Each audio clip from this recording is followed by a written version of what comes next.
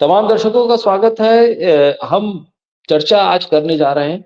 अमरीश मिश्रा जी हमारे साथ हैं। गाज़ा, फ़िलिस्तीन, सीरिया, अमेरिका, वो अंतर्राष्ट्रीय पटल जहाँ पर जंग हर तरफ है, जिसकी चर्चा आम तौर पर किसी भी और प्लेटफ़ॉर्म पर होती हुई आपको दिखेगी नहीं। कम से कम भारत में तो कोई भी प्लेटफ़ॉर्म या कोई भी मेन स्ट्रीम मीडिया इस पर बोलने की हिम्मत नहीं कर रहा। लिखा तो बहुत कम जा रहा है, लिखा वही जा रहा है जो किसी एजेंसी के थ्रू आ जा रही है स्क्रिप्ट, उसी को छापा जा रहा है। लेकिन हालात क्या हैं? क्या डायमेंशंस हैं? कोई हमला हो रहा है तो उसके नतीजे क्या हैं? और क्या कुछ मौजूदा स्थिति में राजनीतिक हलचल अंतर्राष्ट्रीय पटल पर दिख रही है? हमारे साथ अमरीश मिश्रा जी हैं, उनके साथ हम चर्चा करेंगे। अमरीश जी, स्वागत है आपका।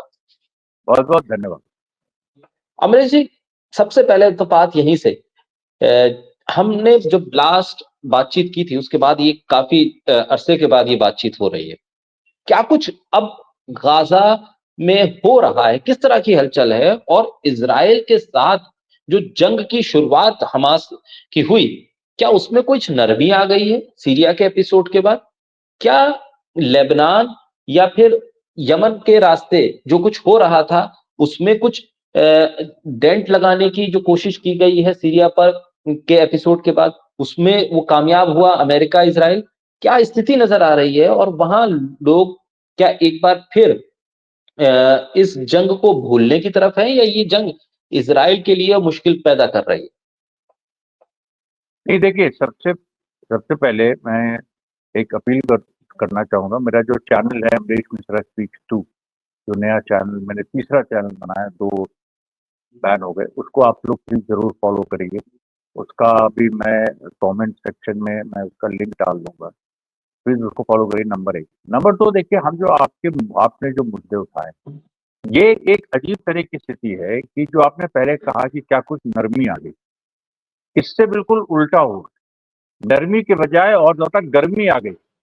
और जो लेकिन सीरिया ऑपरेशन का जो एक मकसद था, यानी जो अमेरिका इजराइल ने सीरिया में जो ऑपरेशन करवाया, अब लोग कहेंगे नहीं, सीरिया में अमेरिका इजराइल आप कह रहे हैं, फिर वहां तो एचटीएस है, ये है, वो है। भाई देखो, ये पूरा इसमें अमेरिका इजराइल का ऑपरेशन था, जिसके चलते उन लोगों ने ये पूरा 10 दिन में सीरिया का और सीरिया की सेना को कैसे खरीदा गया, कैसे वो पूरा ऑपरेशन हुआ, उसमें ईरान के कुछ प्रमुख लोग कैसे मारे गए, ये सब एक सेपरेट वीडियो में मैं अपने channel Amrish Mishra speaks two में लाऊंगा। यहाँ पर मैं ये आप लोगों को बताना चाह रहा हूँ कि ये साजिश के तहत सीरिया में सत्ता परिवर्तन कराया गया। उसका मकसद ये था कि जो दुनिया में इमेज जा रही थी, एक्सिस ऑफ रेजिस्टेंस जीत रहा है, यानी ईरान और इराक, सीरिया भी उस समय था एक्सिस ऑफ रेजिस्टेंस में, और Lebanon, Hezbollah, Hamas, Gaza, West Bank और यमन, ये 7 फ्रंट, ये जो एक्सिस ऑफ रेजिस्टेंस है ये जीत रहा है, ये इमेज जा रही है। और जो लेबनान में संधि हुई, उससे और ज्यादा भद्द पिटी इजराइल, क्योंकि लेबनान में संधि जो हुई उसको इजराइल वहां नहीं घुस पाया और ये माना गया कि इजराइल के हाथ। और जिस दिन संधि हुई, 27 नवंबर को संधि हुई, और संधि हिजबुल्लाह और इजराइल में नहीं हुई, लेबनान और इजराइल में हुई। ये हमेशा याद रखिए। 27 नवंबर को जैसे ही संधि हुई, 28 नवंबर से आप सोचिए कि सीरिया में पूरा शुरू हो गया। अच्छा, अमेरिका इजराइल ने तुर्की को कन्विंस कर लिया कि तुम भी साथ दो, असद को हटाते हैं हम लोग मिलके, और उसके बाद तुम कुछ एरिया जो तुम चाहते हो, जैसे वो जो सीरिया का जो कुर्दिस्तान इलाका है, नॉर्थ ईस्ट सीरिया, वो उस पर नजर अर्दोगन की है, क्योंकि उसके यहाँ भी कुर्द हैं और वहां भी बवाल चलता रहता है। तो इसमें भी, और 2011-12 में जो फर्स्ट सीरियन सिविल वॉर हुई थी, उसमें भी टर्की का रोल यही था कि असद के खिलाफ, क्योंकि टर्की का हमेशा ये मानना है कि भाई देखिए, वो उसके बॉर्डर सीरिया से लगे हुए हैं, कुर्दों का मुद्दा है, प्लस वहाँ जो रिसोर्सेज हैं बहुत सारे, वो उस पर टर्की कंट्रोल करना चाहता है। और आपको बता दें कि असद की सरकार जब थी भी, तो फर्स्ट सिविल वॉर में जो इडलिब और एलेप्पो का हिस्सा है, वो उसमें देखिए इन्हीं की सरकार थी। जो एचटीएस आज है, ये इनकी सरकार थी। कुछ हिस्से में टर्की समर्थित जो कुछ आतंकवादी हैं, एसएनए जैसे सीरियन नेशनल आर्मी, उनका कंट्रोल था। असद के पास केवल 75% सीरिया था। उसके अलावा जो नॉर्थ वेस्ट में, फिर नॉर्थ ईस्ट में जो रजोवा वगैरह एरिया है, रक्का के उधर, उसमें पूरा कुर्दिस्तान में, मतलब जो कर्ड्स है, उनका शासन था। और अमेरिकन बेसिस भी कर्ड्स के इलाके के बगल में थे और रशियन बेसिस इधर थे, ये आपके एलेप्पो और ये इडलिब के पास थे, लेकिन उनको कोई छूता नहीं था। अभी भी रशियन बेसिस वहां हैं।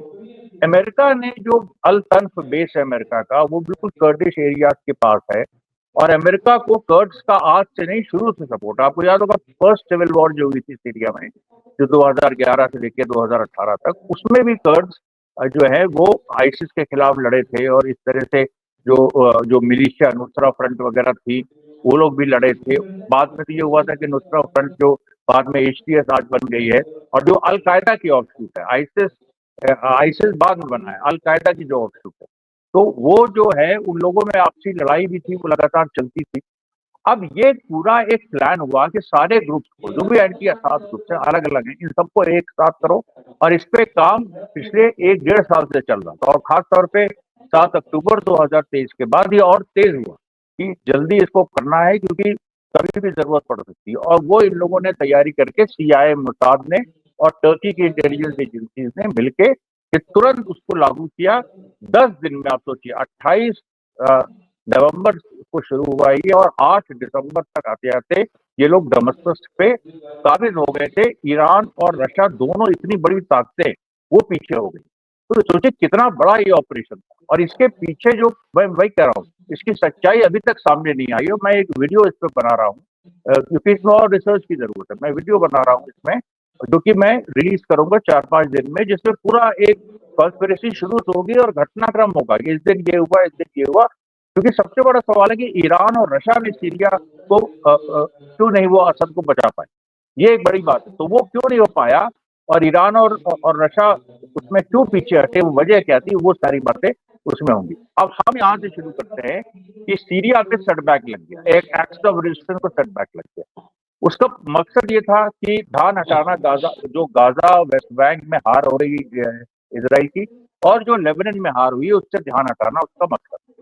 अब वो सवाल आज की तारीख में 2 जनवरी 2024 को ये है कि वो मकसद कहाँ तक कामयाब हुआ। अब सच्चाई ये देखिए कि करीब 8 दिसंबर के बाद, करीब 8 से लेकर 10 दिन, 17-18 दिसंबर तक माहौल यही रहा कि सीरिया, क्योंकि एक तो शिया सुन्नी डिवीजन हो गया, और शिया सुन्नी डिवीजन बड़ी बात थी, क्योंकि ये शिया सुन्नी एक साथ आए थे 7 अक्टूबर 2023 में, जब हमास ने हमला किया था उसके समर्थन, क्योंकि हमास सुन्नी है, ईरान शिया है, और ईरान और हमास के बीच बड़ा दोस्ताना रिश्ता, और ईरान ने हमेशा हमास की मदद की। और यहिया सिनवार अपना बोल गए थे। यहिया सिनवार तो इनफैक्ट 2023 के एक भाषण में 7 अक्टूबर के पहले उन्होंने असद तक की बात कही थी कि हम असद के साथ हैं, हम ईरान के साथ हैं, और हम यहाँ पर जो भी हमको जो सुन्नी अरब मुल्क है उन्होंने नहीं मदद की, हमको असद और ईरान ने मदद। तो ये जो बात है, ये अब क्या हुआ कि 8 दिसंबर 2024 से लेकर 18 दिसंबर 2024 तक अफरा तफरी का माहौल था, और ये था कि शिया सुन्नी डिवीजन हो गया, सुन्नी खुश हो रहे थे कि उनकी हुकूमत आ गई। और तो उसके बीच में हमने भी बड़ी जबरदस्त वैचारिक संघर्ष एक्स पे मतलब लड़ा, और जो हमारे ज्यादातर मुस्लिम फॉलोअर्स थे उसका एक बड़ा हिस्सा जो है वो भी हमसे भिड़ा। खैर, वो सब वैचारिक लड़ाई हुई, उसमें हमने जो कहा अंततः वही सच हुआ। सच ये निकला कि एचटीएस जो है वो पूरी तरह से अमेरिका और इजराइल की पिट्ठू है। जैसे ही इजराइल ने हमला किया, एचटीएस ने उस पे कोई मतलब वापस कोई हमला नहीं किया। आज तक एचटीएस कहता है कि हमारी लड़ाई इजराइल से नहीं, जबकि इजराइल ने 80% फौजी उसकी ताकत खत्म कर दी, इतना भयंकर बम्बार्डमेंट किया, कुछ जगह तो जैसे न्यूक्लियर एक्सप्लोजन टाइप इस तरह से लगा, और वो पूरा उन लोगों ने 80% सीरिया की सेना को डिस्ट्रॉय कर दिया। सीरिया की सेना वैसे ही अमेरिका ने खरीद ली थी, इसलिए वो लड़ी नहीं, और फिर उससे बाकी चीजें हुई। अब जो इजराइल लेकिन जो घुसा, अब इजराइल देखिए वहां घुस के सीरियन गोलन हाइट्स जो 1967 में सीरिया से लेके इजराइल ने ऑक्यूपाई की थी, उससे वो 10-12 किलोमीटर अंदर घुस गया है, कुनेत्रा से पार करते हुए दारा तक पहुंच गया। और दारा वहां पर एक मतलब बड़ा इंपॉर्टेंट प्रोविंस है सीरिया का। तो और बीच में इस तरह की खबरें आई कि इजराइल के साथ है वहां की जनता। अब देखिए मीडिया कैसे मैनेज, इजराइल के साथ है जनता, ड्रूज जो एक अलग धर्म है, ड्रूज वहां पर है, वो इजराइल के साथ है। अब क्या आ रहा है सामने, अभी पिछले 3-4-5 दिनों से आ रहा है कि अरे ये तो वहां पर तो रेजिस्टेंस सीरिया में, जो खमेनी साहब ने कहा 2 बार कहा कि रेजिस्टेंस सीरिया में खड़ा होगा, ये खड़ा हो जाएगा, सीरिया में रेजिस्टेंस खड़ा हो गया। और आप ताज्जुब करेंगे कि ये कंफर्मेशन कहाँ से आए। दो घटनाएं बड़ी, बल्कि 3 घटनाएं। एक अभी देखिए, 1 हफ्ता पहले सीरियन अरब आर्मी जो पुरानी थी, उसके कुछ लड़ाके, वो लोग दमस्कस के एक आउटलाइन सबर्ब पे उन्होंने हमला किया, एचटीएस के लोगों को मारा। उसके बाद जो सैयदना प्रिजन है, जिसके बारे में झूठ फैलाया गया कि वहां असाद ने बहुत जुल्म किए हैं, ये किया, आप, मैंने उस पर अलग से वीडियो बनाया बाकायदा, आपने उसमें डाला है। इस समय देखिए मेरी रीच थोड़ी कम है, लेकिन आप जरूर जाके उसमें देखिए। वो उसको यूट्यूब ने रिस्ट्रिक्ट भी कर दिया, लेकिन मैंने कहा चलो ये, क्योंकि उसमें मैंने सिलसिलेवार तरीके से बताया है कि किस तरह से जुल्म, मतलब वहां पर जो एचटीएस के लोगों ने कैसे वहां कोहराम मचाया है, माइनॉरिटीज को, अलावाइट्स को, शियास को, क्रिश्चियंस को, उन लोगों ने किस तरीके से अलग थलग करने की कोशिश की, मारने की कोशिश की। और उसी में सैयदना प्रिजन की जो बात है, एक और वीडियो मैंने बनाया था कि सैयदना प्रिजन से जो बातें आ रही थी कि वहां पर इतने बड़े बड़े गड्ढे हैं, इंसानों को दफन करके रखा गया 20 साल, और ये सब, वो सब झूठ था। वो मैंने उसमें प्रूव कर दिया कि वो सब आर्टिफिशियल इंटेलिजेंस से इमेजेस बनाई गई। अब हम देखिए, इस पे आते हैं कि सीरिया में जो अभी परसों खबर आई, यानी 31 को क्या खबर आई कि आईडीएफ की जो टुकड़ियां हैं वहां पर, उन्होंने उनका एक वर्जन छापा यूडोथ एरोनॉट ने, जो कि हिब्रू अखबार है। अब यूडोथ एरोनॉट ने क्या छापा, उसने ये कहा कि आईडीएफ के लोग कह रहे हैं कि कभी भी सीरिया में विद्रोह हो सकता है। अब ये देखिए, दो लोगों के लिए चौंका देने वाली बात थी, लेकिन ये हिब्रू में आई। इसको न्यूयॉर्क टाइम्स या बीबीसी ने तो इसको खबर बनाए नहीं। ये बड़ी खबर बनी हिब्रू में, दुनिया तक पहुंच ही नहीं सकती। हम लोग लेकिन को ये पकड़ लेते हैं कि तो हिब्रू से अरेबिक, अरेबिक से उसके बाद हम लोग वहां से उठा लेते हैं। अब सवाल यहाँ पर ये है, देखिए कि जो ये येदियोत एरोनॉट की जो ये खबर है कि आईडीएफ ये मानती है, जो लड़ाके मैदान में है और वही सच बोलते हैं, जो जो मैदान में होते हैं, वो कह रहे हैं कि कभी भी सीरिया में विद्रोह हो सकता है। क्यों? क्योंकि उन्होंने कहा कि ये सब जो प्रोपेगेंडा फैलाया गया कि इजराइल में आना चाहते हैं सीरिया के लोग, ग्रेटर इजराइल का पार्ट बनना चाहते हैं, वो सब फर्जी था। उसमें बिल्कुल, क्योंकि हम उनकी आंखों में देख रहे हैं विद्रोह। हम जब टैंक्स हमारे गुजरते हैं, जब ये गुजरते, उनके पास कोई हथियार नहीं है, वो डिफेंसलेस है, तो वो हमसे लड़ नहीं सकते, लेकिन हम उनकी आंखों में देख रहे हैं कि कभी भी विद्रोह हो सकता है। और उसके एग्जैक्ट वर्ड्स बता दे एक सोल्जर, उसने कहा एनी डे अ मोटर और a rocket attack can come, किसी भी दिन एक मोटर और रॉकेट अटैक हो जाएगा। उसके बाद उससे भी इंपॉर्टेंट बात, ये तो एरोनॉट ने इसको छापा कि जो लेबनान का बॉर्डर है, जो देखिए इजराइल जहां से घुसा है ऑक्यूपाइड गोलन हाइट से दमस्कस की तरफ, वो बढ़ना चाह रहा है। अभी तक वो कुनैतरा से आगे बढ़ के दारा तक पहुंचा है। जो लेबनान बॉर्डर है उधर वेस्ट में, लेबनान बॉर्डर पे एक दो ऐसे चेक पॉइंट्स आईडीएफ ने डिस्कवर किए।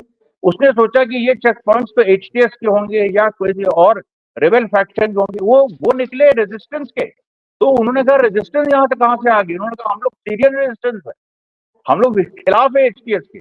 और वहां गोलीबारी हुई और वहां पर बकायदा इजराइल, मतलब समझौता हुआ। फिर वो लोग जब पीछे हटे और इजरायली सेना भी पीछे हटी, अब आप सोचिए ये चीज हुई।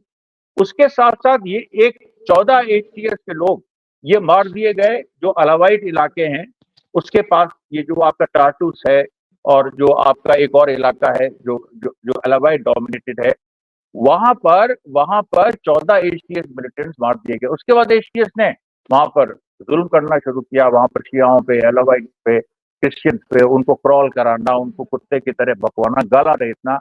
अब ये सब मैं जब देख रहा था तो मुझे लग रहा था कि अमेरिका की देखिए ये साजिश है कि वो जो 7 अक्टूबर 2023 के पहले जो इस्लाम का एक रूप था, जिसमें इस्लाम एक आतंकवादी धर्म के रूप में जाना जाता था, और उसकी यही इमेज थी आईसिस वाली कि वो गला काटते हैं औरतों का, ये करते हैं, वो करते हैं। हमास ने बदल दिया 7 अक्टूबर के बाद, हमास ने दिखा दिया कि ये तो इंसाफ के जंग वाली लड़ाई, क्योंकि हमास उनका कॉज सही है, पूरी दुनिया मानती है उसको। और उन्होंने अल्लाह अकबर कह के जो वीडियोज आए हैं कि जिस तरीके से अल्लाह अकबर भी फिर से पवित्र हो गया, क्योंकि उसको लोगों ने देखा कि ये तो इंसाफ की लड़ाई, और ये लोग अपनी जान पे, हथेली पे जान लेके ये लोग चल रहे हैं, हाथ से अपने बम रख रहे हैं और अल्लाह अकबर का नारा लगा रहे हैं। तो इसका मतलब है कि ये जो हम लोग को बताया गया ये झूठ था। अमेरिका भी इसको महसूस कर रहा था, जो हम महसूस कर रहे हैं वो भी करेगा।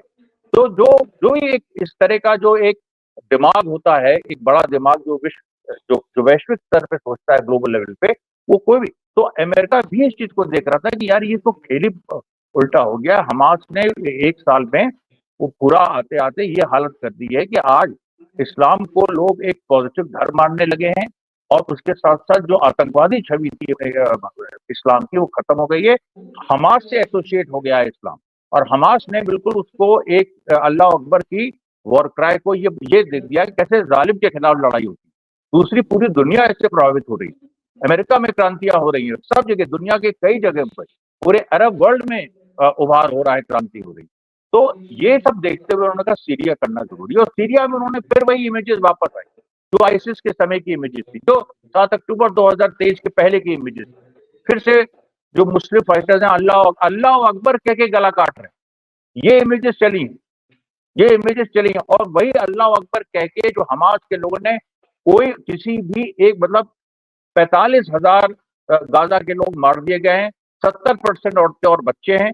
हमास ने एक एक महिला को, किसी एक इजरायली महिला को हमास ने किसी अटैक में हार्म किया हो तो आप बता दो, इंटेंशनली। वैसे तो मान लीजिए 7 अक्टूबर को बहुत कुछ हुआ, इसराइल की फौज ने अपने ही नागरिकों पे गोली चला दी, तो वो एक अलग चीज है। लेकिन हमास ने इंटेंशनली किसी औरत को मारा हो, किसी बच्चे को मारा हो, कोई बता दे, नहीं हुआ। वो सारी बातें झूठी साबित हुई जो इसराइल ने शुरू में कही। अब वो जो अब आप इस तरीके से जो एक हमास की इमेज जा रही थी, उसको खत्म करने के लिए सीरिया का एक पूरी घटनाएं कराई गई, और अल्लाह अकबर कह के लोगों ने गला रेता। इसके वीडियोज आए, मैंने भी पूरा एनालाइज किया कि ये देखो एक अल्लाह अकबर जो आजादी की लड़ाई के लिए, इंसाफ के लिए लग रहा है, और ये अल्लाह अकबर जो अमेरिका के कहने पे लग रहा है, जो निर्दोषों को मार रहा है। तो अब सीरिया में देखिए बहुत बड़ा खेल, और लेकिन ये पूरा खेल खराब हो गया। ये खराब क्यों हुआ? क्योंकि देखिए एक जगह मिस कैलकुलेट कर गए इजराइल में। वो जगह क्या थी? वो जगह ये थी कि जब लेबनान पे हमला हुआ, जब लेबनान पे हमला हुआ, तो लेबनान में जो 1 अक्टूबर से के बाद लगभग देखिए सॉरी ये 20 अक्टूबर के बाद हमला शुरू हुआ, और ये आते आते 27 नवंबर को तक आते आते संधि हुई। इस बीच क्या हुआ था कि इजराइल ने सोचा था कि हम गाजा से ध्यान हटाने के लिए लेबनान में कुछ करेंगे। हमने नसरुल्लाह को मार दिया, हमने ये कर दिया, वो कर दिया। अगर हम लेबनान में 5 किलोमीटर धरती भी अगर हम हथियार लेते हैं, तो हम जो हमास ने हमको मारा है, जो नेगेटिव इमेज हमारी गई है, वो पॉजिटिव हो जाएगी। लेकिन वहां अब इसलिए उन लोगों ने लड़ाई अपनी लंबी खींची। फिर उन्होंने देखा कि ये ऐसा हो नहीं रहा है, हम हरा नहीं पा रहे हैं हिजबुल्लाह को, तो उन्होंने समझौता किया। लेकिन इस 1 डेढ़ महीना जो हमास को मिल गया, इसमें हमास रिग्रुप हो गया, और हमास ने 4 से 6 हजार नए लड़ाके अपने एडमिट कर लिए। ये लड़के कौन है? ये लड़के वो हैं जिनका सब कुछ खत्म हो चुका है, जिनकी माँ, बहन, बेटी, पत्नी, कुछ नहीं बचा है, घर कुछ नहीं बचा है। ये वो लोग हैं जो इस 1 साल के बम्बार्डमेंट में जिन्होंने पूरा अपना सब कुछ खो दिया है। ये नए लड़के हैं 20 से 25 साल के बीच। हमास ने मास रिक्रूटमेंट किया, और इजराइल उस पर नजर नहीं रख पाया, क्योंकि इजराइल लेबनान में बिजी था। और अब आप आयरनी देखिए पूरी सिचुएशन कि नेतन्याहू ने जो जब ये समझौता हुआ, जो जो जो संधि हुई लेबनानी सरकार से 27 नवंबर को, नेतन्याहू ने कहा कि हमने देखिए अपनी जीत बताई, जबकि उसकी हार थी। उसने कहा कि हमने देखिए हिजबुल्लाह को रोक दिया है। अब हिजबुल्लाह हमास की मदद नहीं कर पाएगा, कि पूरे साल जो हमास लड़ रहा था, और हिजबुल्लाह जो है वहां से उसकी मदद कर रहा था उत्तरी फ्रंट से, तो अब हिजबुल्लाह उसकी मदद नहीं कर पाएगा। हमास को हमने आइसोलेट कर दिया। लेकिन वो ये नहीं जानता था कि हमास ने इसी दौर में नए फाइटर्स, नई टैक्टिक्स, सारी चीजें उसने इवॉल्व कर ली। इसलिए 8 दिसंबर को जो सीरिया में हुआ, उसके बाद 18-20 दिसंबर तक अमेरिका और इसराइल का बम बम माहौल चला। उनको जो चाहा उन्होंने वो हुआ, और इस्लाम फिर से बदनाम हुआ, फिर से इस्लामोफोबिया, और वो वही बात हो गई कि अब जो हमास ने 20 दिसंबर के बाद जो ऑपरेशन शुरू किया, अरे बाप रे बाप, एक एक दिन में 6, एक दिन में 7, मतलब लगातार, वो भी जबलिया में, नॉर्थ गाजा, जहां इजराइल मिलिट्री जोन अपने को बनाए हुए, निजरिम कॉरिडोर, रोज 6-7, और चाकुओं से मार रहे हैं। पहली बार ऐसा हुआ, चाकू का इस्तेमाल बहुत दिनों बाद हमास ने किया, 20 साल पहले किया जाता था। और उन चाकुओं का इस्तेमाल क्यों किया? क्योंकि कमांडो रेड्स थी हैं, जो फिलिस्तीनी सिविलियंस, इसराइलियों ने खासतौर पर देखिए, अभी इसराइलियों ने कमल अडवान हॉस्पिटल पूरा जला दिया, तो उसके डॉक्टर हुस्साम जितने बड़े विश्व विश्व प्रसिद्ध डॉक्टर, उनको गिरफ्तार कर लिया। इतना वहां जुल्म किया, लेकिन उसके बीच में इजरायली रोज मारे जा रहे हैं। और जो फिलिस्तीनी कैदी हैं, जो मतलब जो फिलिस्तीनी सिविलियंस को वो लोग उठाते थे और कोई विरोध नहीं होता था, अब हमास उन पे हमला करने लगा है और छुड़ाने लगा है। अभी देखिए 23-24 दिसंबर को, फिर 28 दिसंबर को घटनाएं हुई हैं जिसमें हमास के फाइटर्स, उनके पास गन्स थी लेकिन उन्होंने चाकू का इस्तेमाल किया और बड़ी ब्रूटली मारा है। जितनी ब्रूटैलिटी इजराइल करता है, उसी तरह की जो रेवोल्यूशनरी ब्रूटैलिटी है, या हमको क्रांतिकारी ब्रूटैलिटी कहेंगे, वो उसने किया कि जो इजराइल का टेरर है उसके जगह हमास का टेरर एस्टैब्लिश हो। तो उन लोगों ने चाकुओं से जो हमले कर दिए, उससे आईडीएफ वहां से भाग खड़ी हुई। आज सच्चाई ये है कि जो दो पूरा एक इजराइल ने एक उसका नाम नहाद करके, नहाद पाश नाम की एक इजरायली बटालियन, जो सबसे ज्यादा अपने को रिलीजियस कहती है, बिल्कुल जैसे बजरंग दलियों का, मतलब रिलीजियस नहीं, ये जायनिस्ट है। जो असली जूस हैं वो तो वैसे भी इसके जायनिज्म के खिलाफ है, लेकिन ये फैनेटिक्स है। ये इनको पूरी छूट है कि किसी भी औरत, बच्चे, फिलिस्तीनी को देखो मार दो, पूरी छूट है। कहीं भी कोई, आप शॉकिंग रिपोर्ट्स आई हैं जो इजरायली अखबारों ने छापी है कि ये जो बटालियन थी, ये जो नहात पाश करके बटालियन है, एक्स्ट्रा जो फैनेटिक्स की, इसका टाइम स्लॉट होता था 4 घंटे में। आप ये कहा जाता था कि तुम किसी को भी मार सकते हो, बच्चे को मार सकते हो, औरत को मार सकते हो, कुछ भी कर सकते हो, बलात्कार कर सकते हो। ये पूरा हैरेट्स में छपा है, जो इजराइल का सो कॉल्ड लिबरल अखबार। अब हुआ क्या, हमास ने इसी बटालियन के कम से कम 16 से 17 लोग मार दिए। और मारे कैसे? चाकू से गोद गोद के, सबके सामने।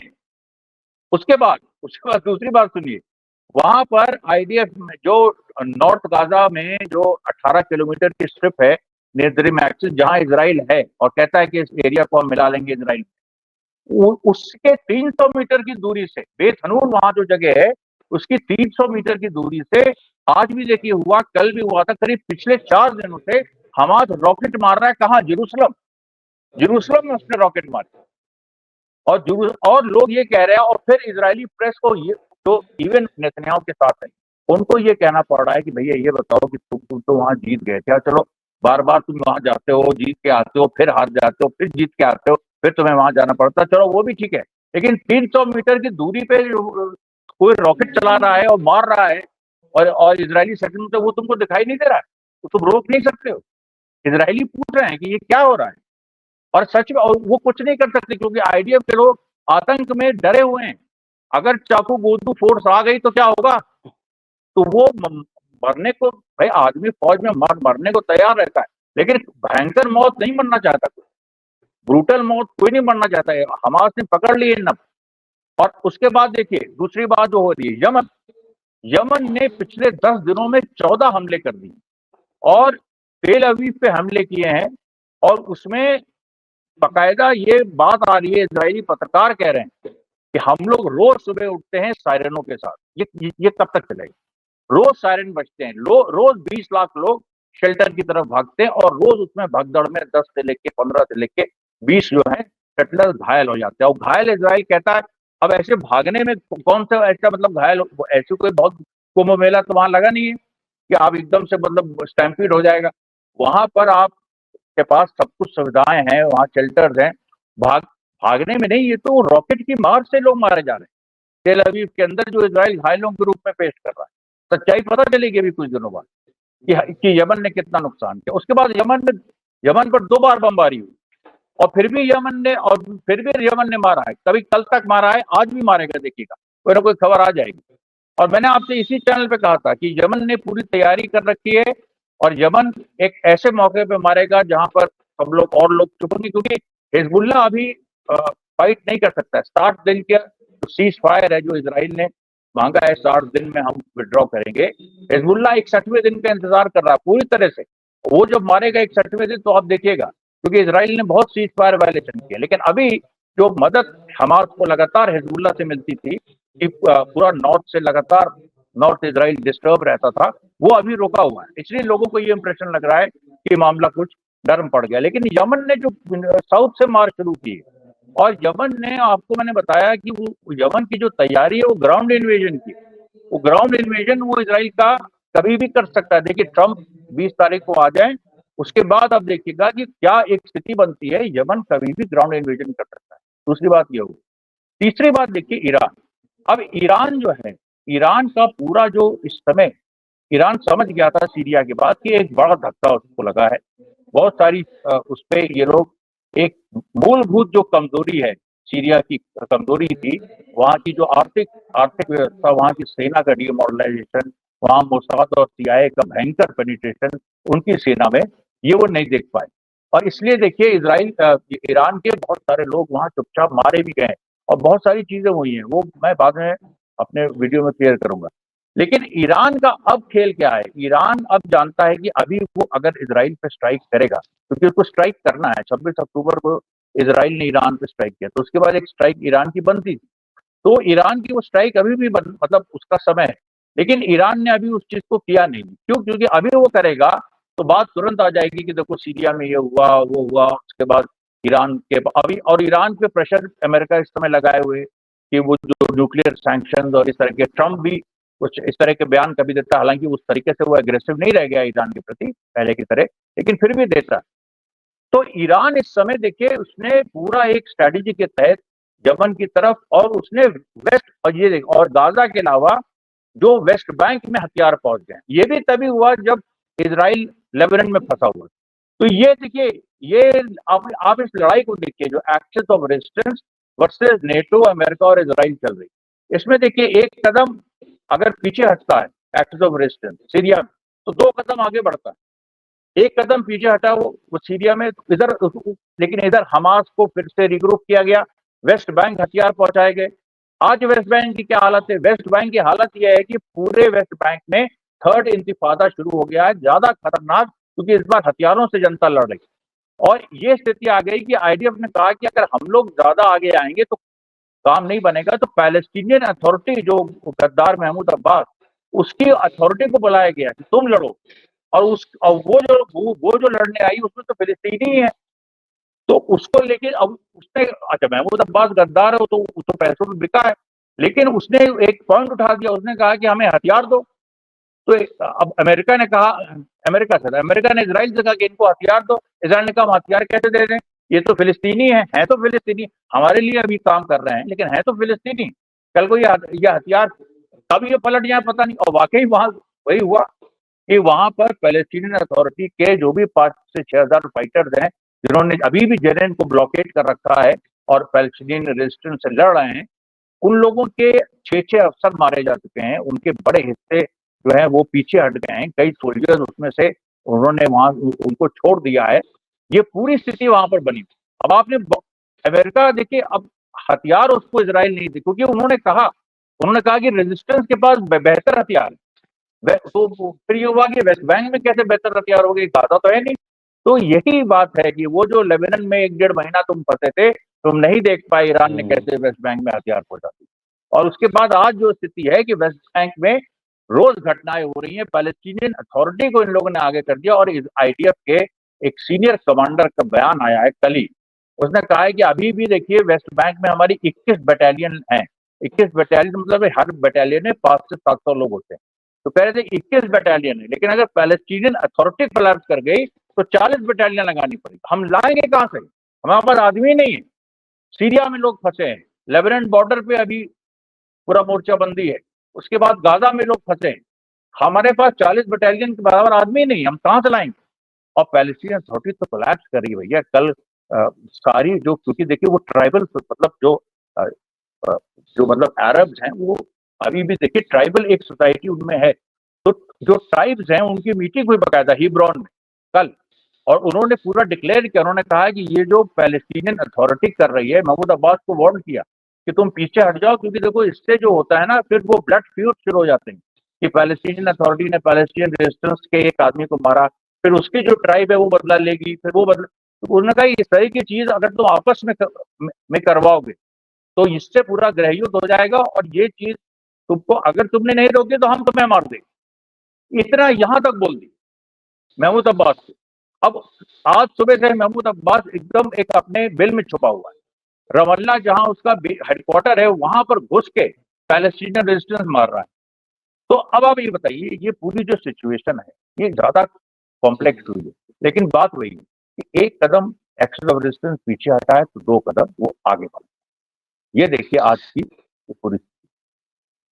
बहुत शुक्रिया अमरीश जी, बहुत गंभीरता के साथ और बहुत विस्तार के साथ जिस पहलुओं का आपने जिक्र किया और तमाम पूरी इस लड़ाई को, और इस मुहाने पर जब दुनिया समझ रही है कि ये मामला ठंडा पड़ता जा रहा है, तब आपने वो विश्लेषण दुनिया के सामने रखा है, जिससे पता चलता है कि अभी लड़ाई ठंडी नहीं पड़ी है, बल्कि कुछ वक्त के लिए रुकी जरूर नजर आ रही थी। अब उसकी गंभीरता, उसकी जो लड़ाई की धार है वो और तेज होती हुई दिख रही है। बहुत शुक्रिया अमरीश जी। धन्यवाद बहुत बहुत।